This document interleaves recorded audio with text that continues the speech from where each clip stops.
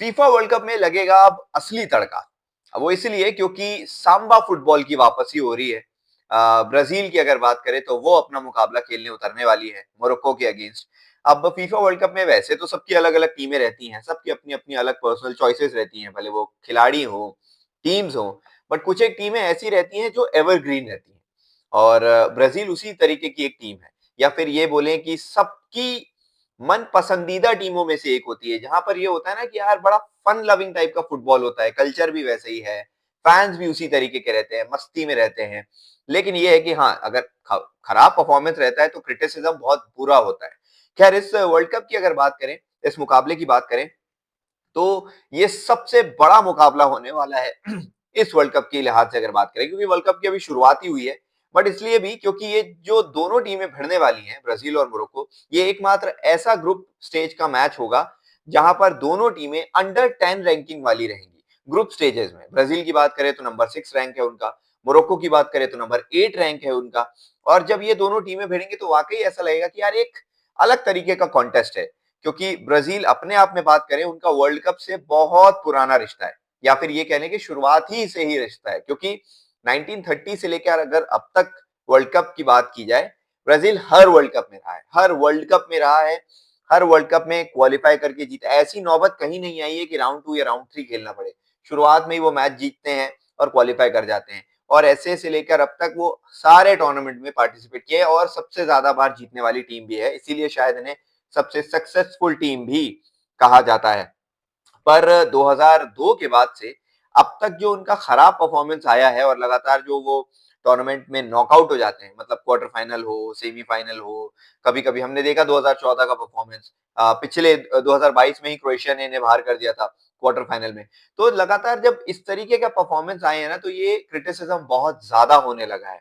अब बात यह है ब्राजील के साथ कि ब्राजील के पास हैं बेहतरीन कोचों में से एक, कार्लो एंcelotti। अब मैं इसीलिए बोल रहा हूं क्योंकि कार्लो एंcelotti ऐसे कोच हैं जिन्हें बहुत बहुत ही ज्यादा वास्ट एक्सपीरियंस है, इंटरनेशनल फुटबॉल हो कैसा भी, क्योंकि क्लब में तो खैर उन्होंने ऐसी कोई चीज नहीं है जो अब रह गई है, उन्होंने सब चीज जीत लिया अलग अलग क्लब्स के साथ। लेकिन नेशनल टीम की अगर बात की जाए तो यहाँ पर अलग तरीके का परफॉर्मेंस चाहिए है, और अलग तरीके का प्रेशर भी हैंडल करना होता है, और खासकर टीमें जब ब्राजील जैसी हो, क्योंकि बड़ी टीम है, बड़े प्लेयर्स हैं, सबको अलग अलग तरीके से मैनेज करना होता है, और वो शायद आसान नहीं होता किसी भी कोच के लिए। अब ये देखते हैं कि क्या ये अलग इतिहास भी बना पाते हैं ब्राजील के साथ, क्या वर्ल्ड कप जीत पाते हैं, क्योंकि वन ऑफ द फेवरेट्स तो है, बट वही है कि सेमीज में या क्वार्टर में जाके कहीं अलग टाइम पर ब्राजील डिप ना कर जाए। अब टॉप करना ब्राजील के लिए कोई बड़ी छोटी बात नहीं है, क्योंकि 1982 से लेकर अगर अभी तक की बात करें तो ब्राजील ने जितने भी वर्ल्ड कप खेले हैं वो अपने ग्रुप को टॉप करते आई है। तो टॉप करना, पॉइंट्स टेबल पर सबसे ऊपर रहना ब्राजील के लिए कोई बड़ा चैलेंज नहीं होगा।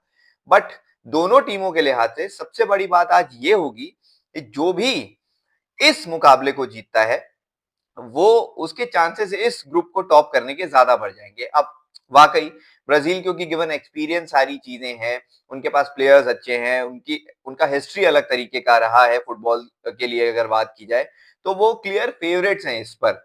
और उनका परफॉर्मेंस भी काफी तौर पर बेहतर आया है। पनामा के अगेंस्ट 6-2 से जीत, उसके बाद में दूसरा मुकाबला भी उन्होंने 2-1 से जीता, तो उन्होंने अपने क्वालिफाइंग मैच, फ्रेंडली मैचेस जो हैं उसमें अच्छा किया। दूसरी तरफ अगर मोरक्को की बात करें तो मोरक्को एक ऐसी फुटबॉल टीम बन गई है जो कि एकदम राइजिंग, मतलब उस पर है, मतलब अपना बहुत ज्यादा राइज कर गई है।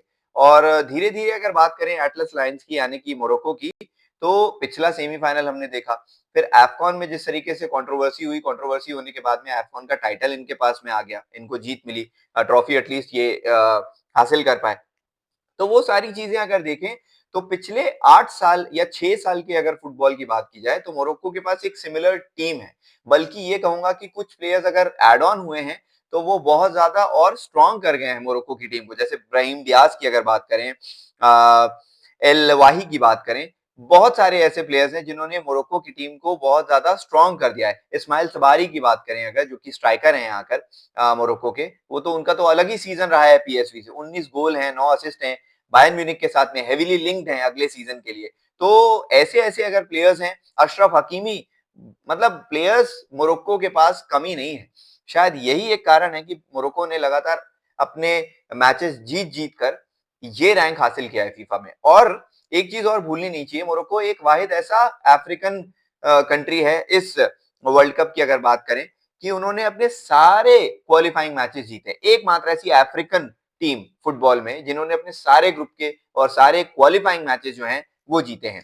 तो ये एक कॉन्टेस्ट जो है वो तगड़ा होगा। अब अगर बात करें फॉर्मेशन की, ब्राजील के लिहाज से इंपॉर्टेंट क्यों हो जाता है, क्योंकि कार्लो एंचेलोटी ने अपना फॉर्मेशन जो है ब्राजील का वो पूरी तरीके से बदल दिया है। वो 4-3-3 खेलते थे, उसे 4-2-4 कर दिया गया है। कई लोग ये बोलेंगे कि फॉर्मेशन अच्छा है, अटैक फॉर्मेशन है। कई लोग ये बोलेंगे कि भाई जो कमजोरी है मिडफील्ड की या फिर डिफेंस की, फुल बैक की, उसको छुपाने के लिए 4-2-4 कर दिया गया। अब बात ये होती है कि 4-2-4 या 4-1-2-1-2 वाली बात क्या कि आपको एक एक्स्ट्रा डिफेंसिव मिडफील्डर जो है कासेमेरो के तौर पर वो एकदम पीछे खेलते दिखाई दे सकते हैं।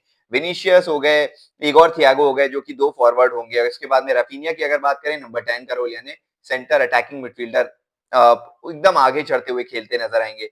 ब्रूनो गिमेरेस की अगर बात करें या फिर लुकास पाकेता की बात करें तो ये होंगे आपके और एक एड ऑन पिवट वाले मिडफील्डर्स, कासेमेरो डिफेंसिव मिडफील्डर, और उसके बाद में जो दो बड़ी ताकत है गेब्रियल और मार्किनोस जो इनके सेंटर बैक होंगे।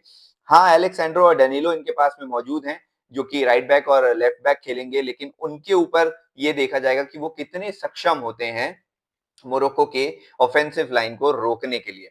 अब अगर बात की जाए मोरक्को की, तो 4-2-3-1 वाला फॉर्मेशन रहता है मोरक्को का। और मोरक्को के लिए भी इंपॉर्टेंट ये है कि मोरक्को के पास में अशरफ हकीमी है, इस्माइल तिबारी हैं, और मोरक्को का जो राइट स्पेस है वो हेविली मतलब एक्सपीरियंस है। मतलब रहीम डियाज भी राइट में खेलते दिखते हैं, Ashraf Hakimi right full back हैं, इस्माइल सबेरी टॉप पर खेलते हैं। तो ये सारी चीजें जो दर्शाता है कि मोरक्को कितनी पावरफुल टीम है। मतलब अब सोफियान आमराबाद की भी अगर बात करें तो राइट मिडफील्ड में भी वो उसी लाइन ऑफ एरिया पे खेलते हैं। तो कहीं ना कहीं ये 3-4 प्लेयर्स जो हैं वो बहुत ज्यादा ही अटैक डिफेंस सारी चीजों पर बहुत ज्यादा एक बेस तैयार करने की कोशिश करेंगे मोरक्को के लिए। अब मोरक्को को तो ब्राजील ऑफ अफ्रीका भी कहा जाता है, मतलब Brazil versus Brazil of Africa. ये दो मुकाबले जो हैं मतलब दोनों टीमों के बड़े शानदार तो होंगे, क्योंकि बस एक चीज का वो है यार, 3:30 बजे मैच है रात में इंडिया के टाइम की अगर बात करें तो बहुत ही लेट नाइट। वैसे सारे मुकाबले इस बार इसी तरीके के ही हैं क्योंकि बड़ा अनप्रेसिडेंटेड टाइप का टाइम है। कुछ ही मैचेस ऐसे रहते हैं जो 12 बजे 11 बजे शुरू हो जाते हैं, या फिर बाकी सारे ऑलमोस्ट मैचेस इसी तरीके के हैं, सुबह 6, 7, 5 बजे, 4 बजे। खैर, जरूर से इस मुकाबले को देखिएगा, अगर देखते बना तो मैं भी कोशिश करूंगा कि इस मुकाबले को मैं जरूर से देखूं। और गेम चेंजर्स के साथ में लाइव रहता हूं, क्योंकि मनोज भाई के साथ में लाइव करते हैं हम लोग, फुटबॉल की बातें करते हैं, प्लेयर्स की, मैचेस की, सारी चीजें। अभी तक के जितने भी मुकाबले हुए हैं फिलहाल उसमें से आज का यूएस वाला मुकाबला सबसे शानदार रहा है, बड़ा मैच रहा है, 4-1 का रिजल्ट था। लेकिन ये मुकाबला जो होगा, वैसे भी संडे का जो दिन है बड़ा पावर पैक्ड है, 5 फुटबॉल के मैचेस हैं और उसमें सबसे बड़ा मैच ब्राजील और मोरक्को का ही है।